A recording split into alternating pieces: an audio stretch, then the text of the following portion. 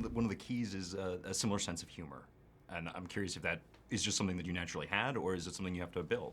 I mean, I give a lot to Susanna and Joni, who probably met us both separately, and they were like, I like them both. Like, they probably would like each other. And yeah, I think, like, we both, in the movie and off camera, probably have, like, we take it one step too far with, like, jokes, like, just say, like, the most non-PC, like, dark thing.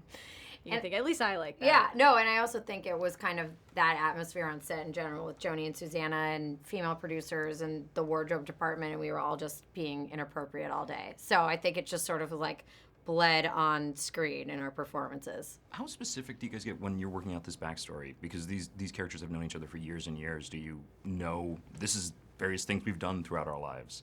A little bit of that, I think, came into play. I think we kind of... I forget now. I do too. Whatever we decided, I forgot. Party or in college or something. We did something. We totally did a lot of backstory work. Well, it also helped that the script was based on a real life friendship of Joni and Susanna, who wrote the movie and directed it. So we could just sort of look to them of like, there's that friendship in real life on set every day. So maybe there's some bleed over there. It's like, how did you two meet? How free-flowing does that get as far as lines go? Is it exactly what's on the page, or is there room for improv?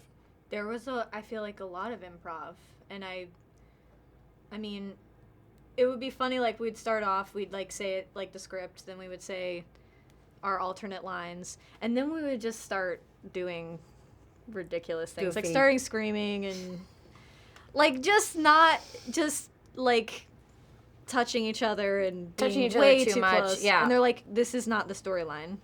You guys aren't in love. Do you look at the characters and could you imagine flipping them, playing each other? I definitely have felt like Leighton's character at various stages in my life and career where I did not have my stuff together and people worried about me professionally. So yes, I could see myself playing that character. Yeah, I think so. I think I've been both people.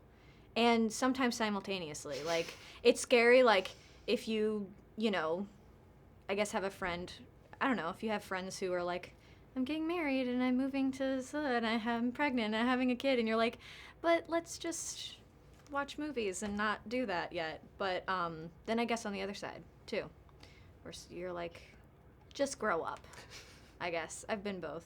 It seems like a movie like this, the method of distribution is changing, and it's able to get to a lot of people a lot quicker.